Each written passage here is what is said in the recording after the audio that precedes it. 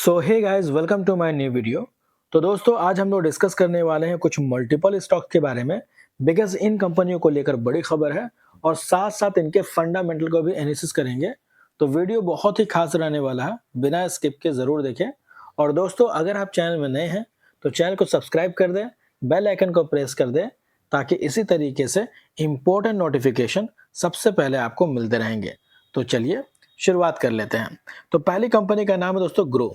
अब देखिए, ग्रो को लेकर के दोस्तों बड़ी खबर निकल के आई हुई है। बिकॉज इनके जो क्वार्टर टू के अर्निंग्स आने वाले थे वो आज के दिन पेश कर दिए गए हैं, 21 नवंबर 2025, जो कि आज का ही डेट है। तो चलिए फटाफट इस कंपनी के नंबर को चेकआउट कर लेते हैं। अब देखिए, सबसे पहले हम लोग चेक करेंगे इस कंपनी के नंबर, जो कि दोस्तों मिलियन में है। हम लोग कन्वर्ट करके करोड़ में बात करेंगे एंड पिछले साल और पिछले क्वार्टर से कंपेयर करेंगे ताकि समझने में आसानी हो। चलिए देखिए, सबसे पहले चेक करेंगे हम लोग इस कंपनी का टोटल इनकम को, जो कि यहाँ पे आप चेकआउट कर सकते हैं। देखिए, पिछले साल इस कंपनी का इनकम था 1160 करोड़ का, जो कि इस बार घट के हो गया 1070 करोड़, और पिछले क्वार्टर था 948 करोड़। तो वाई एंड वाई बेसिस पे फॉल है, लेकिन क्यू एंड क्यू बेसिस पे जंप देखने को मिल रहा है।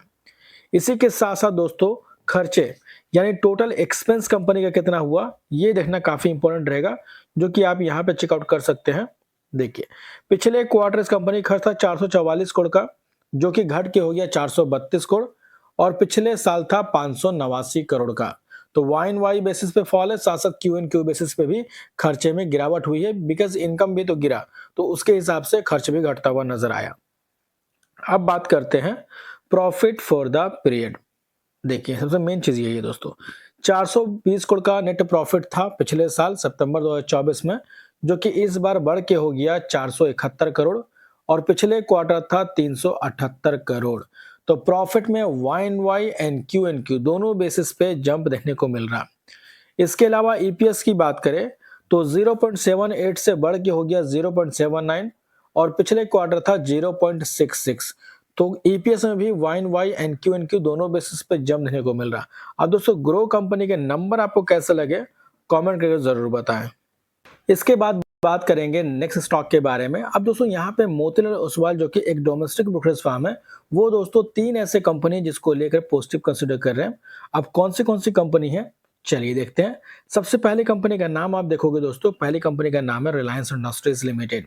अब देखिए, रिलायंस इंडस्ट्रीज को देखोगे तो न्यू एनर्जी बिजनेस के अंदर स्केल अप हो रही है, जिसके वजह से ब्रोकरेज फर्म मोतीलाल ओसवाल इस कंपनी को लेकर बुलिश नजर आ रहे हैं।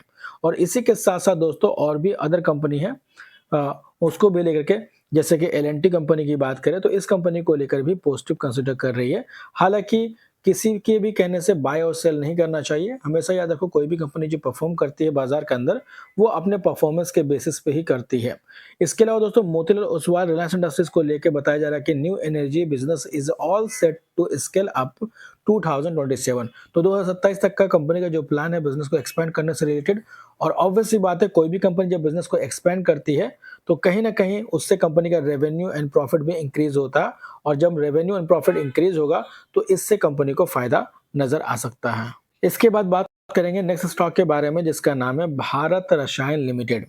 अब दोस्तों, इस कंपनी को लेकर बड़ी न्यूज है, बिकॉज इन्होंने बोनस अनाउंस किया है 1:1 का रेशियो से, और स्प्लिट अनाउंस किया 1:2 के रेशियो से। यानी कि स्प्लिट के रेशियो है दोस्तों, अगर आपके पास 1 शेयर होंगे तो बदले में 2 शेयर हो जाएंगे, और बोनस 1:1 मतलब 1 के बदले में 1 बोनस शेयर आपको मिलता हुआ नजर आएगा। जिसका रिकॉर्ड डेट की बात करें तो 12 दिसंबर 2025 का है। तो अगर आप इस कंपनी के शेयर होल्डर हैं तो 12 दिसंबर का डेट आप नोट कर सकते हैं, और अगर आप इस कंपनी के शेयर होल्डर नहीं हैं तो आप इसको इग्नोर करके भी चल सकते हैं। इसके बाद दोस्तों, बात करेंगे Indian energy exchange limited company के बारे में, जो कि 2007 की स्टेबल कंपनी है, यानी काफ़ी पुरानी कंपनी है, और इलेक्ट्रिसिटी ट्रेडिंग के ऊपर कामकाज करती है। अब दोस्तों, इस कंपनी का मार्केट कैप 12,564 करोड़ का है।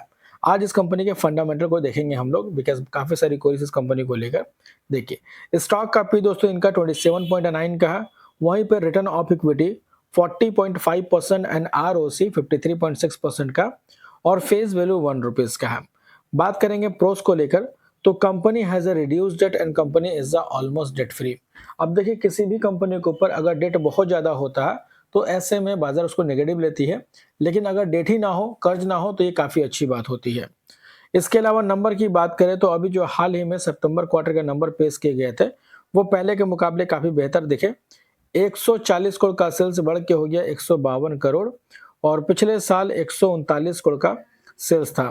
इसके अलावा नेट प्रॉफिट 106 करोड़ से बढ़ के हो गया 122 करोड़ और पिछले क्वार्टर था 113 करोड़। तो यहाँ पे भी दोस्तों YoY एंड Q दोनों बेसिस पर जंप देखने को मिला।